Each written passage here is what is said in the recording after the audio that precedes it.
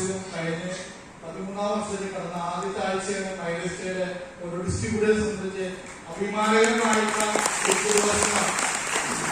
അതുപോലെ തന്നെ ഈ സന്ധ്യ നമുക്ക് ചിഹ്നം ഒന്നായിരുന്നു മലയാളികളുടെ വർഷാരംഭമാണ് അല്ലെ. മൈലേജിന്റെയും ഒരു പുതുവർഷത്തിന്റെ ആരംഭമാണ്, കേരളത്തിന്റെയും വർഷാരംഭമാണ്. ഏതൊരു പുതിയ ആൾക്കാർക്കും ഈ ആഴ്ച ബിസിനസ് തുടങ്ങാൻ ഏറ്റവും നല്ല ഒരാഴ്ചയാണ് ഈ ബിസിനസ് തുടങ്ങാനായിട്ട്. പുതിയതായ ഒരു വ്യക്തിയോട് ഈ പറയാനുള്ള കാര്യം, ഈ ബിസിനസ്സിലേക്ക് ഞാൻ കടന്നു വരുന്ന സമയത്ത് ഇത്രയും ആവേശമോ ഇത്രയും പ്രോഗ്രാമോ ഇത്തരത്തിലുള്ള സാഹചര്യത്തിലായിരുന്നു. 2016 ഈ ബിസിനസ്സിലേക്ക് കടന്നു വരുന്നത്. ആ സമയത്ത് ഈ കമ്പനി ഇന്ന് കാണുന്ന ഒരു ആവേശത്തോട് കേരളത്തിൽ പ്രവർത്തിക്കുന്ന ഒരു കാലഘട്ടമായിരുന്നില്ല, കേരളത്തിൽ ഉണ്ടായിരുന്നില്ല എന്ന് വേണമെങ്കിൽ പറയാം.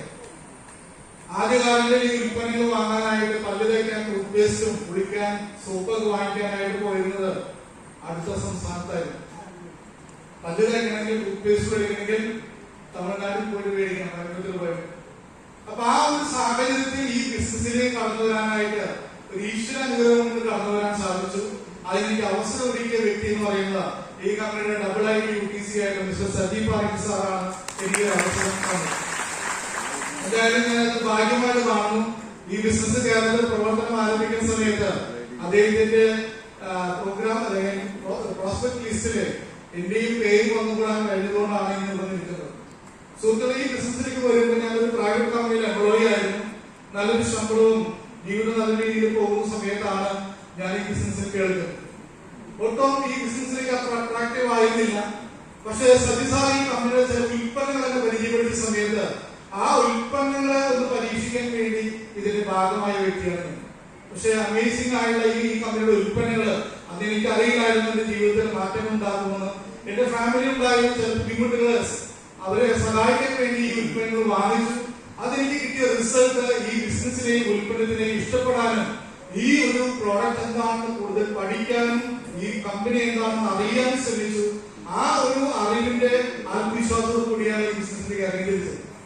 പക്ഷെ ഈ ബിസിനസ് ഞാൻ തുടങ്ങുന്ന സമയത്ത് ആദ്യമായി ഉൽപ്പന്നങ്ങൾ വാങ്ങിച്ചത് അത് 3-4 പ്രോഡക്റ്റ് എലമെന്റ്സിലുള്ളൂ. കപ്സിറപ്പും വുമൺ കമ്പാനിയനും അതുപോലെ തന്നെ ബ്ലഡ് പ്യൂരിഫയറും മറ്റു കുറച്ച് പ്രോഡക്റ്റുകളൊക്കെയാണ്. ആദ്യ കാലങ്ങളില് ഒരു കപ്സിറപ്പ് വിൽക്കാന്ന് പറഞ്ഞാൽ ഇന്ന് വരെ മരുന്ന് വിൽക്കാത്തതിനെ സംബന്ധിച്ചിടത്തോളം ആ ഒരു കപ്സിറപ്പ് എന്ന് പറയുന്ന സാധനം വിൽക്കാൻ വളരെ പ്രയാസമായിരുന്നു. ബ്ലഡ് പ്യൂരിഫയർ പറഞ്ഞൊരു പ്രോഡക്റ്റ് വിൽക്കാൻ എനിക്ക് വളരെ പ്രയാസമായിരുന്നു. കാരണം ഞാൻ ഈ ബ്ലഡ് പ്യൂരിഫയർ കൊണ്ട് ഒരു സുഹൃത്തിനടുത്ത് പോയി കഴിഞ്ഞാൽ അതിന്റെ ബ്ലഡിനെ പ്യൂരിഫൈ ചെയ്യുന്നതാണ് ആ പ്രോഡക്റ്റ് പറയും. പക്ഷെ നമ്മൾ മലയാളത്തിൽ പറയുന്നത് രക്തം ശുദ്ധീകരിക്കുന്നതാണ്. ഞാൻ എന്റെ സുഹൃത്തിനോട് പറയുന്നത് എന്റെ ബന്ധുവിന്റെ അടുത്ത് പോയിട്ട് പറയുന്നത്, ചേട്ടാ, ചേച്ചി, ആന്റി, അങ്കിൾ, നിങ്ങളുടെ ബ്ലഡ് ഒന്ന് ഞാൻ ശുദ്ധീകരിച്ചോട്ടെ. അങ്ങനെ പറഞ്ഞാൽ ഈ പ്രോഡക്റ്റ് മേടിക്കും. ഇതുവരെ ഒരു കുഴപ്പമുണ്ടായിരുന്ന ജോലി ഉണ്ടായിരുന്നതാണ്. ഇപ്പോൾ എന്തോ തലയ്ക്ക് പ്രശ്നമുണ്ട്. കാരണം നമ്മളൊരാളുടെ ബ്ലഡ് ശുദ്ധീകരിക്കാൻ നടക്കാന്ന് പറഞ്ഞാൽ ആരെയും പ്രൊഡക്റ്റ് മേടിക്കും. ഞാനൊരു കുറച്ച് വ്യക്തികളോട് ഈ കാര്യം നിങ്ങളുടെ രക്തം ശുദ്ധീകരിക്കും. അപ്പൊ അവര് പറഞ്ഞൊരു കാര്യം, ഇത് എവിടുത്തെ പ്രൊഡക്റ്റാണ്, കോട്ടക്കലാണ്, ഔഷധിയാണോ?